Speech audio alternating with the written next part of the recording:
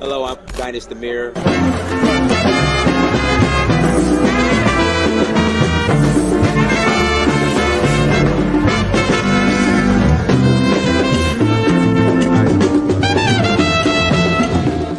So I reached out to another friend of mine. I said, look, I need to go on vacation somewhere. Where should I go? He said, go to Africa. And not only am I going to go, I'm going to explore a new country. So I went to Tanzania, South Africa, Namibia, Mali, Senegal, Morocco, Liberia, Namibia, Kenya, the Voodoo Festival in Ouida, Gambia, Togo, Cote d'Ivoire.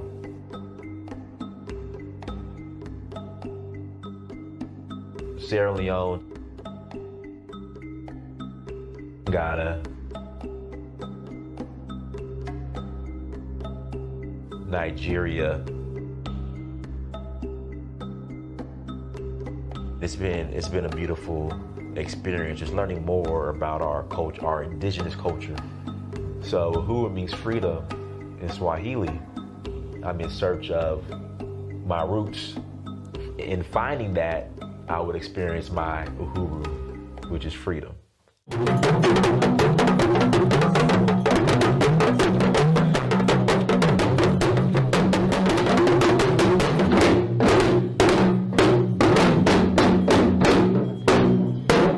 Till next time, Dynast Amir, I'm out.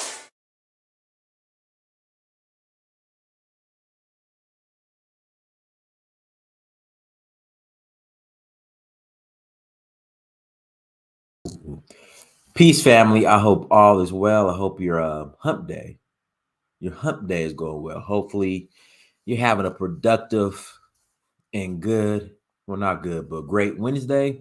Do me a favor as you come to the chat room, hit the like button. Again, please hit that like button. Again, please hit that like button. Also, share and subscribe. Also, if you have not bought the documentary yet, again, if you have not bought the documentary yet, please go to searchforuhuru.com. Again, please go to searchforuhuru.com and buy the documentary. Again, please go to searchforuhuru.com and buy the documentary. Hello to everyone in the chat room. Again, hello to everyone in the chat room. 1 second. There you go. There you go, guys. Make sure you go and buy the documentary. Go to searchforuhuru.com. Visit searchforuhuru.com. Also, tours. We are rolling to Sierra Leone. Again, we are rolling to Sierra Leone in November. Citizenship is available to those who qualify. Again, citizenship is available to those who qualify. You have to have, in fact, you know what? I found my African ancestry results today. I was actually looking for something else, and I found my results. So here are my results right here. Hold on, let me blow this up real quick. Hold on a second. Here go my results right here, okay? So with that, again, no, I can't grow a beard. I need to shave. Like, it's just, this is the beard right here. It doesn't get better than this. But I finally could grow a goatee. It took years to grow this goatee, but I could finally grow a goatee. But I need a haircut and I need to shave. But anyways, all right. So this is my African ancestry DNA results. All right, and with this, Sierra Leone has an initiative where if you take a DNA test through African ancestry, and if your results link back to Sierra Leone, you are eligible for citizenship, okay? Again, you are eligible for citizenship. So I am taking a group in November. Again, I am taking a group in November to get their Sierra Leone passports. Okay. I'm taking a group in November to get their Sierra Leone passports. All right. So if you're interested in joining, go to Danfo, DANFO, Danfo, DANFO .Africa. All right, let me put the link in the chat. Go to Danfo, DANFO. There's no percentage. As long as with African ancestry, as long as the results come back Sierra Leone with African ancestry, you're good to go. There's no set percentage. So go to Danfo, DANFO .Africa. Again, go to Danfo, DANFO .Africa to learn more. We will love to have you. We would love for you to join us on this tour. And even if you're not eligible for citizenship, again, even if you're not eligible for citizenship and you want to come and experience Sierra Leone is a beautiful, beautiful country. Okay. It's a beautiful country. Some of the most beautiful beaches on the planet. If you want to come enjoy Sierra Leone, you're more than welcome to. Again, go to Danfo.Africa. Links in the chat room and link is on the screen. And send me a message and we'll love to have you. And then, guys, if you have not bought the documentary, again, if you have not bought the documentary, go to searchforuhuru.com. Again, go to searchforuhuru.com and buy the documentary. Again, and buy the documentary. Would love for you to purchase it. You know, everybody who's all about, you know, representation matters. Representation matters. And, you know, we're going to bum rush the Black Little Mermaid movie, you know, because representation matters. Listen, you have Black content creators with their own Black studios or production companies who make Black content. How about you bum rush our Black content creators and buy their products, their movies, their books? How about do that? So, guys, go to searchforuhuru.com. I want you guys to bum rush searchforuhuru.com and buy the documentary, okay? Also, there was a young lady who super chatted me $30 so she could get the book. Okay, so she could get the book, my children's book, autographed copy. I need your address. So send me email. I need your address so I can send you an autographed copy of Kinky Hair is Queenly Hair. So again, email me your address so I could get that out to you. So I could, somebody said we have to get Tom Cruise to play you in your documentary. Okay, all right. What about Brad Pitt? So are you saying that people will are you saying people will bum rush searchforuhuru.com to buy the documentary if Tom Cruise is playing me?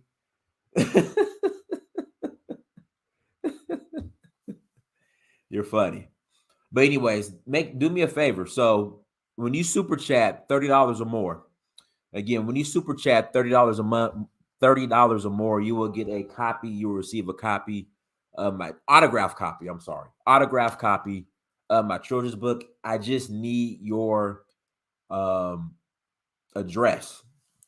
I need your address. So after you super chat me or cash at me, do me a favor, email me your address so I can send you your book. Because if I don't have your address, I can't send it. All right. So thank you so much, guys. I'm gonna go ahead and put the call-in link in the chat room. Again, I'm gonna go ahead and put the call-in link in the chat room.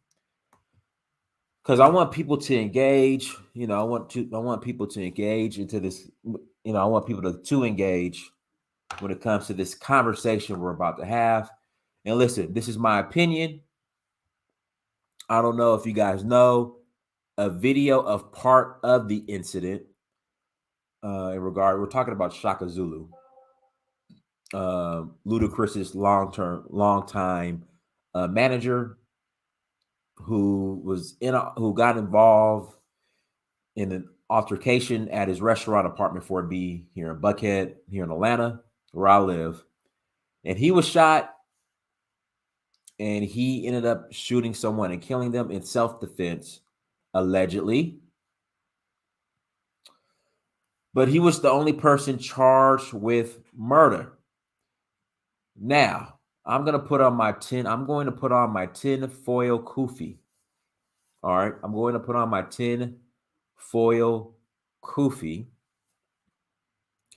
because I don't even want to call it a conspiracy theory. We're just going to say a theory. I have a theory on why he was arrested. Now, when you watch the video, and it's not the entire video, it's part of the video. Again, it's not the entire video, it's part of a video. So there is a video that's circulating around social media, which shows Shaka Zulu getting into an altercation, getting jumped, and one of the people who allegedly jumped him in self-defense, he shot and murdered. And that was Artez Bitten. You know, of course, Artez Bitten's family, they've been online with my son ain't hurt nobody. You know, he was such a good kid, which, you know, parents are gonna do no matter what. Like, you could be the worst human being on the planet, but your mama and your daddy are gonna defend your effery. Again, your mama, your daddy, your family, they're usually going to defend your effery. But again, let me say this. The entire video has not been released, so we cannot come to judgment yet. And there is a reason why Shaka Zulu was arrested and charged with murder. Without seeing the entire video of the altercation, I am going to give my theory. All right. Number one, we talked about this last week when it came to the Rotimi situation with singing the Rise Up song with the Falcons. You know, singing the Rise Up Falcon song. And a lot of rappers, AT aliens, hip hop heads, whatever you want to call them,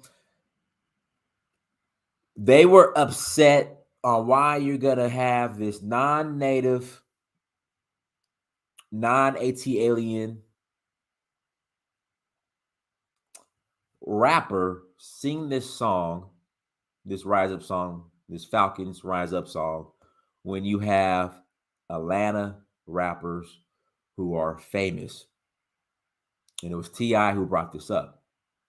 This is the reality, and this has been going on since BMF was running around Atlanta tearing ish up, okay?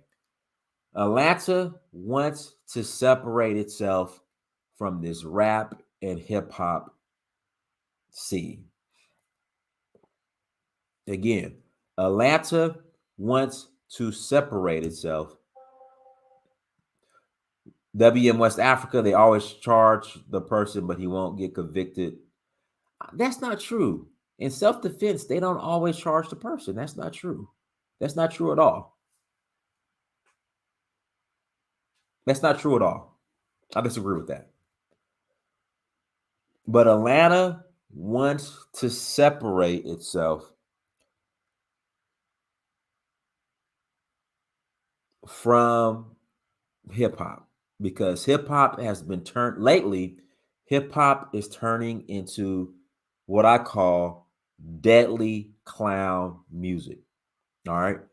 You see what's going on in Chicago, you see what's going on in New York, and you see what's going on in LA. Atlanta is like, no, we're not going to have it. Number one, Atlanta. I said this from the beginning. I said this before. Atlanta is white corporate owned, black managed. Okay. It's white corporate owned, black managed. And white folks are like, listen, we got an image to keep. We got to stop with this trap and hip hop music. It's not good for business. You have to think about Atlanta, okay? Atlanta has the busiest airport in the world. Delta headquarters is in Atlanta. Coca-Cola is based in Atlanta. You have NCR that's in Atlanta. Yes, it's deadly clown music, Colin. Hip hop has turned into deadly clown music.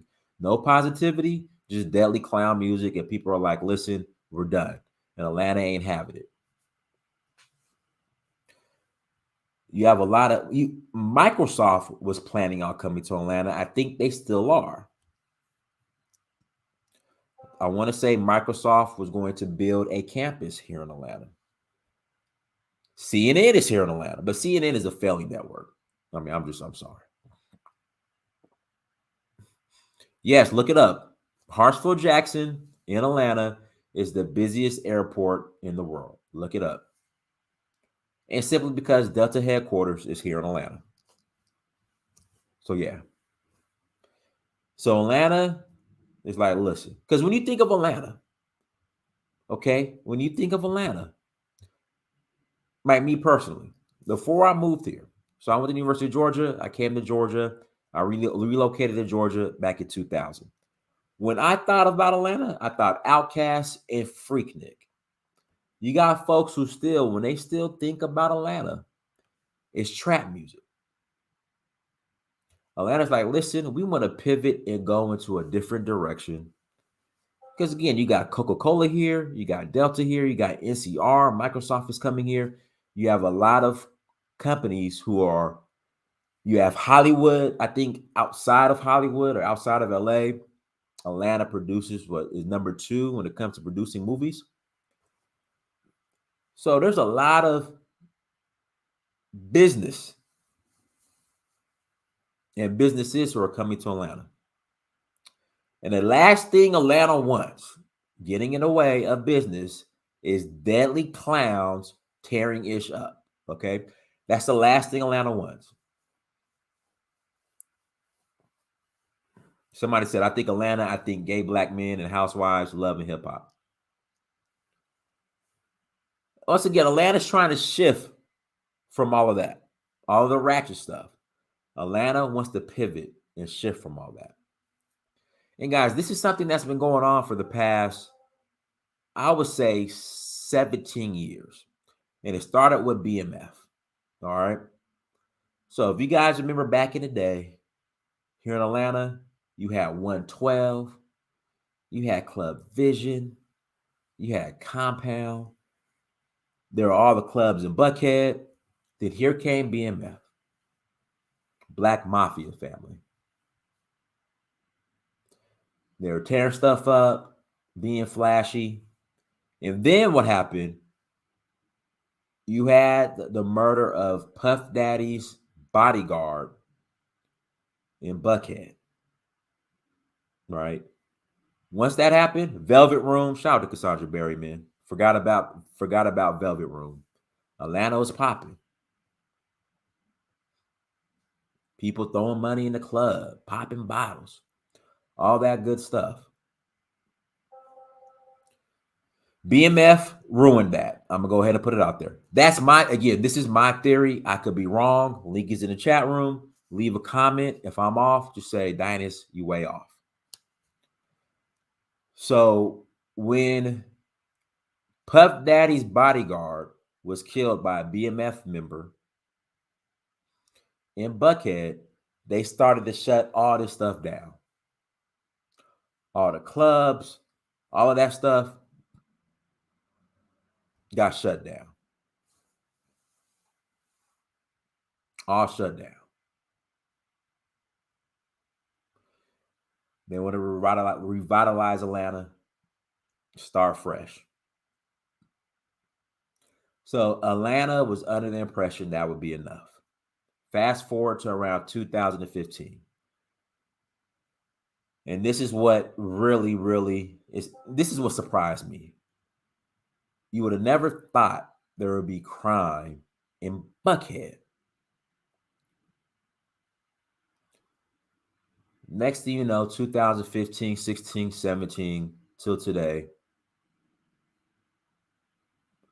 Cameroonian diaspora, call in. Call in. Call in.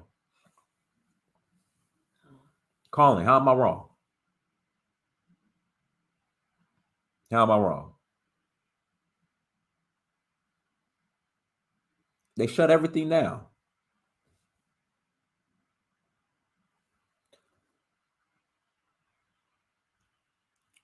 The come 2015, 2016, and this was unheard of.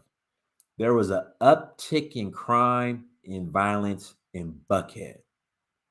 Folks getting shot and killed at Lenox Mall was unheard of.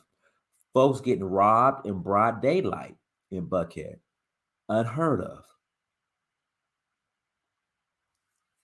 Breaking into cars, armed robbery, getting killed, murders in Buckhead was unheard of. To the point where Buckhead wanted to separate from Atlanta.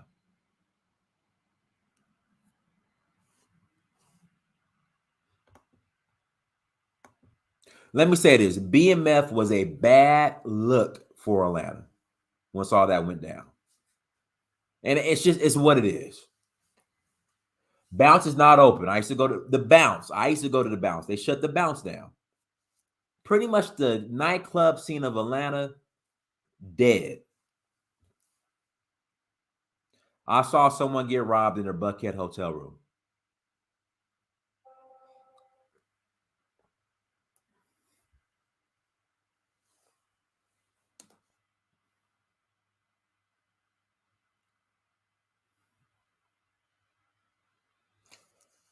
So you have all these robberies, killings going on in Buckhead. And then Buckhead was like, listen, we want to separate.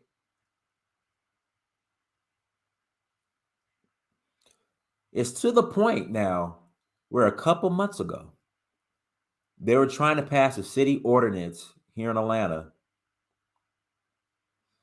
where if you're a club owner and if someone, yes, you're right, I've never been involved in the streets. I'm a square. I'm a civilian. I'm just giving my observations. I've been living in Atlanta on and off since 2000. I'm just giving my opinion. I could be wrong, and you're more than welcome to call in. Again, you're more than welcome to call in and give your opinion. No problem. Again, you are more than welcome to call in and give your opinion. I'm a square. I'm a civilian. I'm not a street guy. I'm just telling you what was being said in certain circles here in Atlanta, why a lot of stuff got shut down here in Atlanta because of the crowd it was attracting. Okay. It is what it is. But again, you don't have to be from the streets. I want nothing to do with the streets.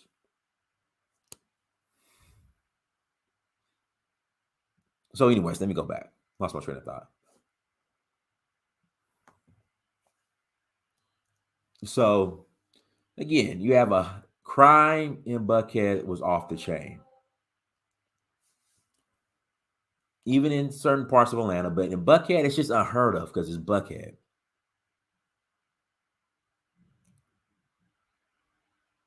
Again, it's unheard of because it's Buckhead. Crime was unheard of. Yeah, I want people to call in. Let's get your perspective. Links in the chat room. So, a couple months ago, the city was trying to pass an ordinance or legislation where if someone gets killed at your nightclub or establishment, they're going to shut your club down. Of course, you got Killer Mike, T.I., the owner of Magic City, who opposed it. I don't know what happened with that legislation or that ordinance. I don't know what's going on. I don't know where it's at. But it didn't happen. As of right now, I guess it's held up. I don't know. Fast forward or rewind, because I don't know when they announced that ordinance. I don't remember if it was before Shaka Zulu got shot or the incident or after. You also have the situation with the DA, the district attorney, who's like, listen, if you are a rapper, okay, and if you are rapping about robbing, stealing, being a deadly clown, okay, and if you go out and commit acts of deadly clownism, we are going to use your lyrics against you, which I don't see a problem with. Absolutely. Absolutely. I love this DA. This new DA in Atlanta, I love this DA. I absolutely love this new DA because Atlanta's getting out of control. Instead of the Black Mecca, spelled MECCA, we need to replace those two C's with three K's because black folks are out of control here in Atlanta. So again, I love the new DA. You got these folks targeting celebrities, committing home invasion, breaking into people's houses. And yes, she used their rap lyrics against them because they were committing acts of crimes, then rapping about it. What's the big deal? Absolutely. I'm all for it. So, Shaka Zulu, again, there's a situation at his nightclub. And to be honest with you, I just think they're making him an example, unfortunately. He's a good dude. Shaka Zulu's a good dude. I don't know him, but everyone who speaks about him, he's a straight, narrow, good guy. But unfortunately, they're just making an example out of him. Reason why? Number one, the whole ordinance situation where somebody gets killed or shot at your club, we're going to shut you down. Obviously, club owners and entertainers were against it. So they're like, okay, somebody got shot at your club, you shot him, we're going to charge you for murder.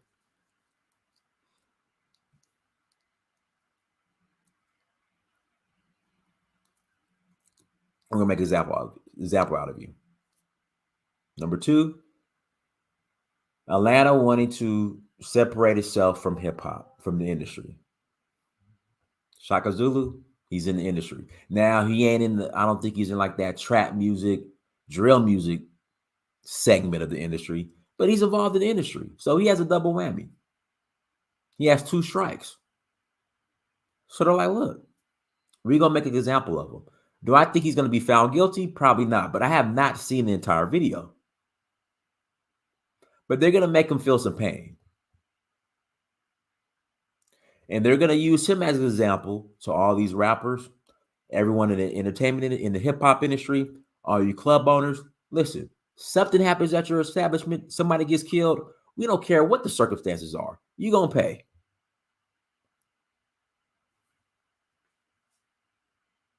Like you said, self-defense. Again, I haven't seen the entire video. They only played one part of the video. But again, the point I'm trying to make, okay?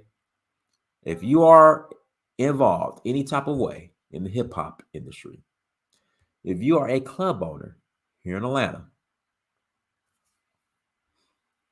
if something happens at your establishment, somebody gets killed, you're going to pay. Period. And in Buckhead,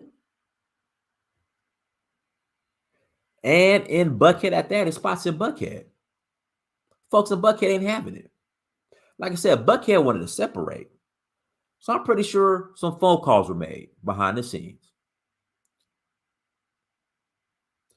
Again, I'm pretty sure there were some conversations had behind the scenes when Buckhead was trying to separate.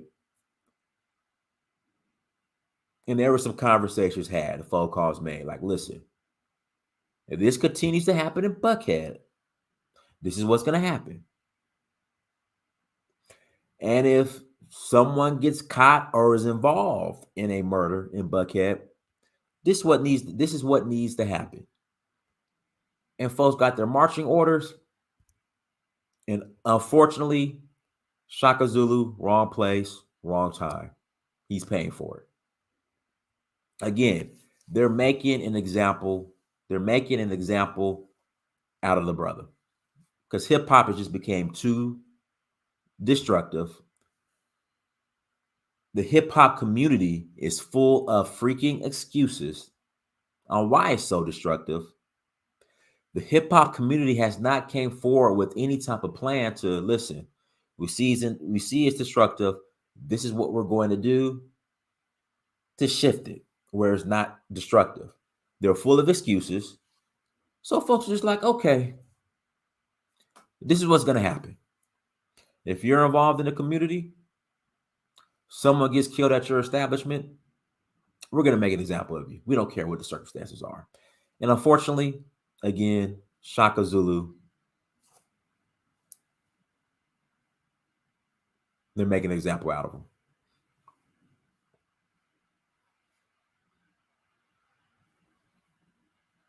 So that's what's going on. In my opinion, I could be wrong, but hey, let's have the conversation. Guys, listen, links in the chat room. Link is in the chat room.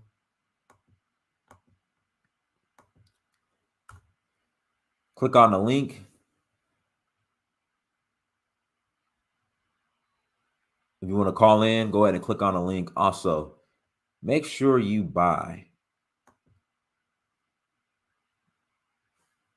Make sure you buy the documentary. Again, you make sure you buy the documentary. Okay, we got Chrissy coming on. Go ahead, Chrissy. Hi, how you doing, Dennis? I'm doing well. I'm doing well. Go ahead. Yeah, so here's what I don't understand. Like in these high crime areas, the United States is a nation that invades other nations, occupies other nations. They were in Afghanistan for so long, the Taliban was out of commission until they left. If you have the capacity to go into another nation and quell uprisings, how is it that right in your own front yard, you have places like, as you said, Atlanta's out of control, Chicago's out of control, and I don't get it. Like, so is it that they're just unwilling? It's victimhood. It's excuses. It's I'll give you a prime example. Your girl, I'm not saying she's your girl, but the mayor of Chicago, Mayor Lightfoot. Donald Trump offered to bring in a National Guard to calm things down. Yeah, she said did. no. Right. It's excuses. It's victimhood. It's a black man kills another black man here in Atlanta. You literally have folks trying to blame the white governor. And how is it his fault? I don't get the you tell me. That's just the mentality of our people. Right. Like it's just a bunch of excuses. It's okay, let's not deal with the situation. I'll just leave the community, move with move to the same communities as the racist white folks because they got the good schools. Mm. I mean, that's just what it is. It's a bunch of victimhood and excuses and deflection. That's what it is. I still think the federal government needs to do more because I'm telling you right now, the federal government came in Atlanta right now. In fact, actually, it would be a perfect time if the federal government was going to do something as far as coming into Atlanta right now. It actually will be a good time because Biden's in office. Because if Trump was in office, these fools they would raise hell. They would rather see blood in the streets. They would rather see black men murdering black men. Okay, they would rather see that than Trump bringing in the federal government to calm things down. That's just how we roll. That's crazy. So yeah, that's just what it is. But I just think now what they're doing is they're just going to start making an example out of people. And unfortunately, Shaka Zulu, he's just a victim of the circumstances. That's all. Because I have family in Atlanta, and they've been talking about, in Georgia, they've been talking about Atlanta for years, and I didn't really kind of know what's going on until you started to talk about it. And I'm just like, wow, that I could start making the connections of how violent it is. That's just crazy to me. Yeah, and it never used to be this way, which is because I've been on and off here in Atlanta since 2000. Like even the hood parts, you go to the hood, like even a thug spoke to you. Because like in Cali, the hood, the thugs, the gang members, they ain't speaking to you. Here, back in the day, even the gang members were polite. You know, You when know, I was a teenager, Atlanta was like, that was like the black. What happened to the Black Mecca? it's just, again, it's just out of control. There's no checks and balances. Anything goes. That's crazy. And then, you know, white folks started to move back into the city. They say gentrification, but I don't think, um, me personally, especially dealing with Atlanta, there's no such thing as gentrification. They were in the neighborhoods that we like the neighborhood I live in. They were selling houses for $15,000 Wow. back like 2013, 2014. Folks didn't want them. Wow. White folks came, bought them, Section 8. Then now with Section 8, they're kicking the Section 8 people out, renting them now for $2,500, $3,000 a month, or they're just flipping them, and it's white people buying them. You'll have some black couples who will move in, but again, these houses are going for 15. No, there's no such thing as gentrification. No Mm, such thing as at all as gentrification. I'm just saying, like I said, I live in Atlanta, community I live in, they were selling houses for $12,000 and $15,000 at one time. wow. Nobody wanted them. No such thing as gentrification. And then the black folks who moved into these communities were transplants. Like me, I'm from California. I came from California. Hmm. Other people are coming from New York. But folks didn't want these communities. Mm, that's Yeah. sad. Dynast, you gotta understand something. Black people think. Hey, what's up, Dynast, man? Long time. Check What's up, this Carl? out. Black people think. Black people think that if you live in a majority black area, suddenly it's the hood. I've seen neighborhoods that were working class, middle class, upper class, and everything, right? Suddenly the hood mentality takes over. I've seen an area right here in the Chesapeake area, this area called Church Point, right? Middle class black area, right? I mean, rich people, black people, and poor black people live in a thing. They basically shut down these projects in Newport News and brought a whole bunch of people over there, gave them Section 8, right? And people were like saying, "Well, what the hell's going on?" And there was no resistance to it, right? Because I was working at that time, right? And people like, "Man, we got all these people out here. It used to be a peaceful neighborhood." And next thing you know, people are breaking bottles, gunshots, and everything. And so, what we have in Black America is this, right? If this is what happens when you decide to build your nation inside of another man's nation, you don't have the final authority, right? The thugs and the deadly clowns to trample over your community and everything. You can't do nothing about it because if you say something, you're acting like the white man. You're being what we call Uncle Tom. You're a coon and everything. If you basically talk about there's no code of okay, this we understand the white man is a problem, but we have the enemy within, the enemy of problem. Every other group of people checks their community at the door. We don't have that